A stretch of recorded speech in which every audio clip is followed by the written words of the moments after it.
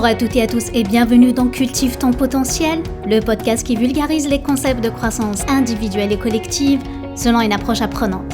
Je m'appelle Lamia Rarbo, business et life coach certifiée. Aujourd'hui, dans ce 58e épisode, on va parler de l'importance des temps d'arrêt. À travers ce podcast, j'aide les personnes et particulièrement les femmes à affirmer leur leadership pour gagner en confiance et assumer leur rôle d'influence. Pour me soutenir dans cette mission, abonne-toi sur la plateforme de ton choix en me donnant un 5 étoiles. Je te remercie d'avance. Alors, temps d'arrêt ou s'arrêter. J'ai regardé la définition sur le Larousse et sur le Robert, les différents dictionnaires que j'ai pu trouver sur Google.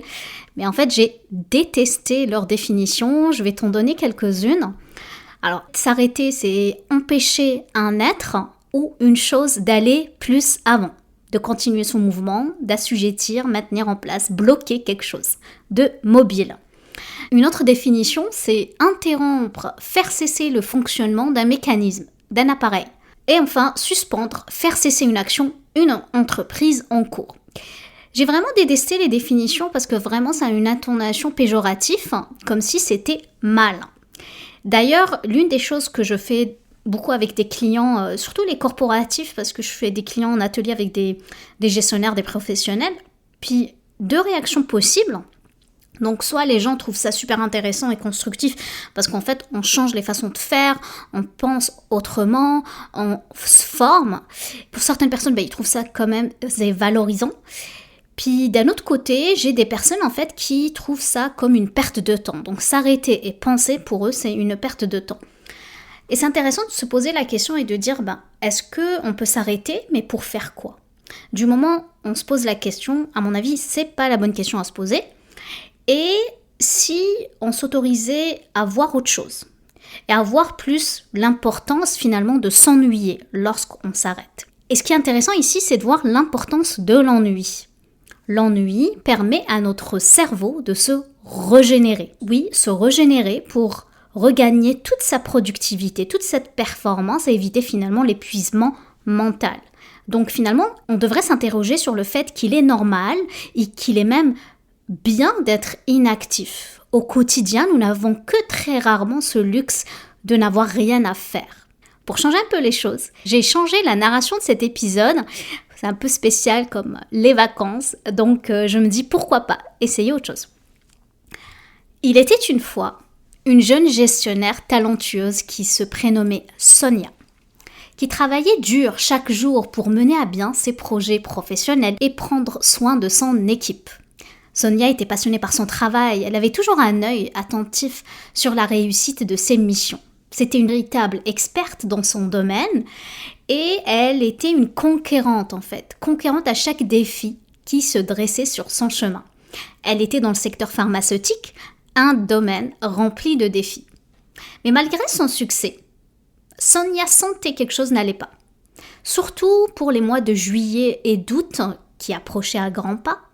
Ça annonçait les vacances d'été qui étaient tant attendues par ses collègues. Pourtant, elle n'était pas forcément remplie de joie ou d'excitation comme ses collègues. Au contraire, elle ressentait une légère angoisse à l'idée de ces journées remplies par autre chose que le travail. Ces journées allaient être remplies par les activités de ses enfants. Elle en avait 2, 8 et 10 ans. Et pour Sonia, les vacances rimaient avec perte de temps côté boulot, mais cela la terrifiait. Alors elle commençait à s'interroger sur ce paradoxe. Comment elle peut être une véritable machine de guerre au boulot, mais faire des activités avec les enfants, en fait ça ne faisait rien. Au contraire, elle se culpabilisait de cette attitude. Mais un jour, elle tomba par hasard sur un épisode du podcast Cultive ton potentiel, où l'hôtesse parlait de l'importance des temps d'arrêt et de la manière dont ils pouvaient être bénéfiques pour notre développement autant personnel que professionnel. Intriguée, Sonia décida d'écouter attentivement.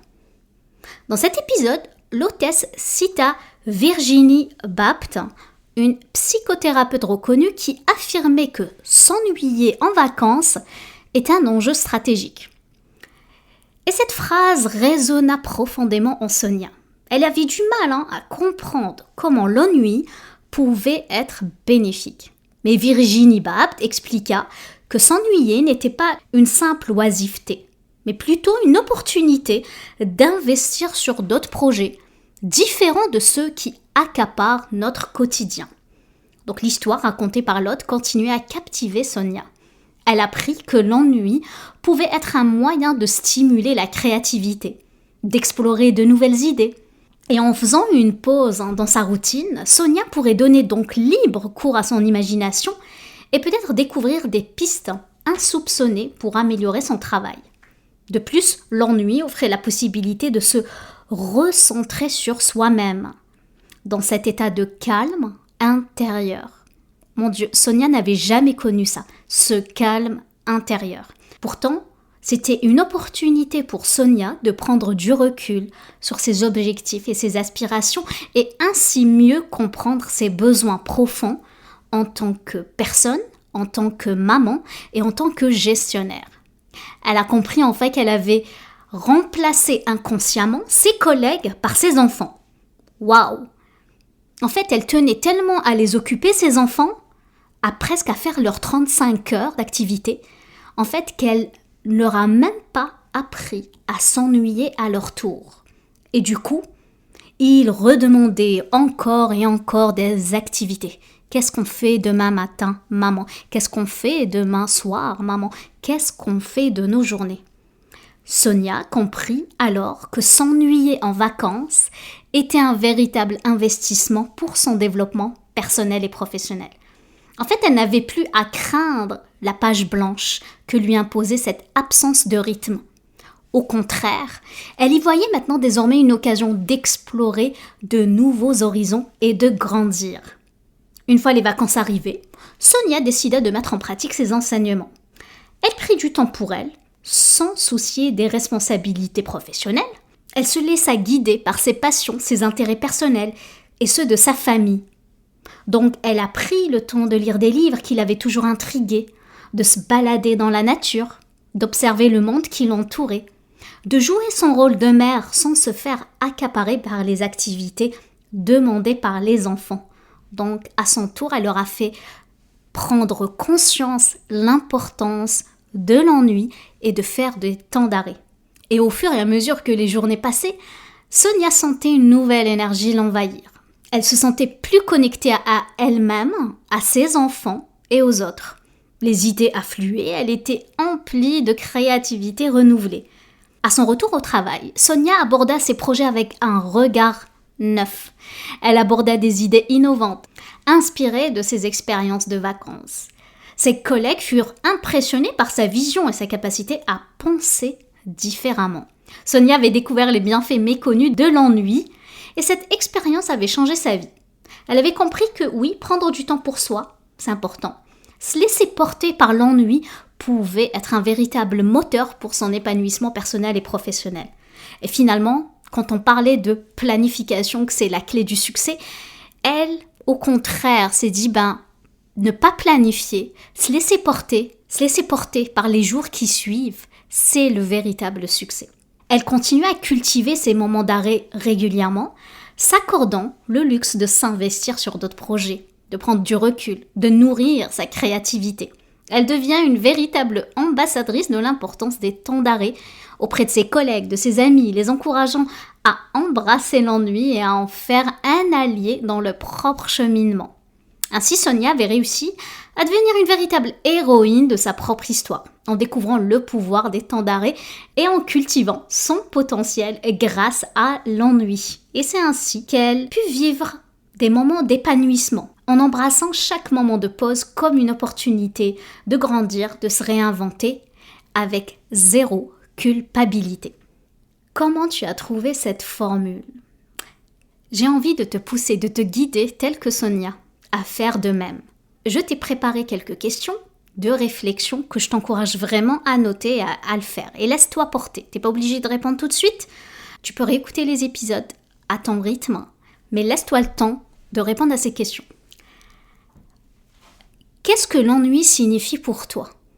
Comment pourrais-tu changer ta perception de l'ennui pour le voir comme une opportunité d'exploration et de découverte plutôt comme une perte de temps? Là, c'est un défi, surtout si je parle à des super mamans ou des super productifs working girls qui, pour elles, s'ennuyer, c'est mal. Ok ? J'ai envie vraiment que tu changes ta perception là-dessus et de le voir vraiment comme une opportunité d'évolution et de croissance. Deuxième question, comment pourrais-tu créer un équilibre entre tes engagements professionnels et tes engagements personnels afin de te permettre de profiter pleinement des temps d'arrêt sans culpabilité ? Tout à l'heure, on a vu Sonia, ça ne veut pas dire qu'elle va remplir ses 168 heures semaine par des périodes d'ennui. Elle a des engagements. Elle est maman, donc elle a une famille, elle a 2 enfants dont elle doit s'en occuper. Et bien sûr, elle a des engagements professionnels. Mais ce qui est intéressant avec cette question, c'est qu'on est capable quand même de créer un équilibre. On n'est pas obligé de remplir les 168 heures dans la semaine avec des activités back-to-back. Donc l'idée ici, c'est de savoir comment créer un équilibre entre tous ces engagements professionnels, personnels, mais aussi qui te permettent de profiter pleinement des temps d'arrêt. Donc oui, on peut les programmer. Tout à l'heure, on disait que finalement, la planification, c'est pas le secret, mais planifier des temps d'arrêt, c'est une piste aussi que je pourrais t'encourager à faire. Troisième question. Penses-tu que la société actuelle valorise suffisamment les moments de pause et d'ennui ? Comment pourrais-tu contribuer à sensibiliser les autres à l'importance de ces moments dans leur vie ? Et là, c'est lié à l'inconscient collectif. Ça veut dire d'une manière très inconsciente, parce qu'on vient de sortir d'une période de productivité, de zone industrielle, c'est-à-dire dans les années 20-30, toutes les entreprises du monde entier étaient beaucoup dans la productivité. On valorise la production, on est valorisé par le nombre de travail qu'on fait, donc on est payé dans certains cas par heure. Si on ne travaille pas une journée, on n'est pas payé. On est beaucoup sur la productivité et la valorisation de l'heure. Mais c'est intéressant de dire, et si on changeait la société, on a ce pouvoir-là individuel, mais on est capable individuellement de faire des changements au niveau organisationnel, au niveau sociétal. Et c'est intéressant de voir l'impact dans notre façon de penser sur la vie de notre entourage. Parce que oui, comment on peut valoriser ces moments-là ? Comment faire changer les choses ? Dans certains cas, exemple, je pense à certaines conditions de travail. Quand je suis arrivée ici au Québec il y a 15 ans, j'ai connu ça en fait, les pauses payées de 15 minutes le matin et l'après-midi. Malheureusement, je les utilise pas beaucoup, mais ça a été très intéressant pour moi parce que quand j'étais en Algérie, j'ai travaillé pendant une année et demie avant de venir ici. Puis on n'avait pas le droit en fait aux pauses. Peut-être que ça a changé maintenant, mais à l'époque où dans la société où j'étais, on avait le droit à, je pense, 30 minutes ou 3/4 d'heure à midi. Mais c'est tout.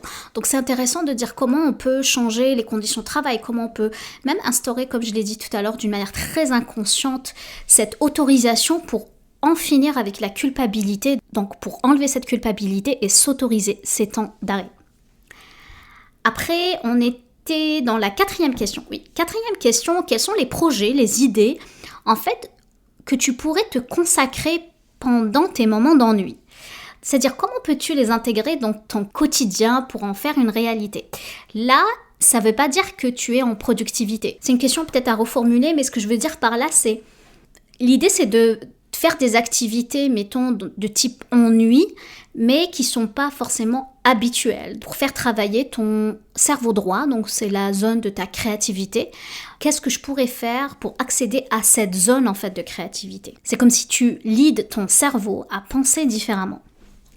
Après, as-tu déjà expérimenté des moments d'ennui qui ont été difficiles à supporter ? Parce que on enlève les lunettes roses, c'est pas évident, c'est pas facile, parce que peut-être dans certains cas, tu as essayé de faire ça et tu as trouvé ça difficile. Mais c'est intéressant de dire comment pourrais-tu adopter une approche différente la prochaine fois pour en faire une expérience enrichissante. D'accord ? Donc, ça ne veut pas dire qu'il faut abandonner.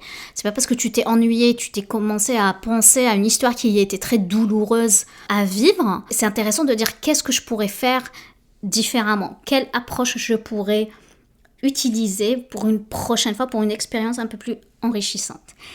Et la dernière question, quels sont les défis que tu pourrais rencontrer ? Donc, finalement, c'est tes obstacles si tu cherches à intégrer davantage de temps d'arrêt dans ton emploi du temps. Donc là, c'est une question pratico-pratique. C'est quoi tes obstacles? Parce que si tu es aux études, tu travailles temps plein et que tu es maman de 4 enfants, effectivement, tu me diras, Lamia, c'est très difficile pour moi de prévoir ça. Par contre, c'est intéressant de te donner ce pouvoir et de te poser la question, peut-être que j'ai des obstacles si je veux intégrer des temps d'arrêt, mais comment je pourrais surmonter ces défis, ces obstacles pour accueillir pleinement les bienfaits de l'ennui? Voici les 7 questions que je t'encourage à répondre. Et avant le mot de la fin, si tu souhaites connaître les références, n'hésite pas à t'abonner à mon infolettre. Généralement, je donne tous les livres, les conférences qui m'ont inspiré pour écrire cet épisode. N'hésite pas à m'écrire en cas de besoin si tu veux que je te les transmette. Sur ce, je te laisse cultiver les graines. Prends soin de toi, je t'embrasse. Passe un excellent mois d'août. Donc, ceci, c'est mon temps d'arrêt pour les prochaines semaines. Je te dis au mois de septembre et je te souhaite un bel été. Ciao, ciao.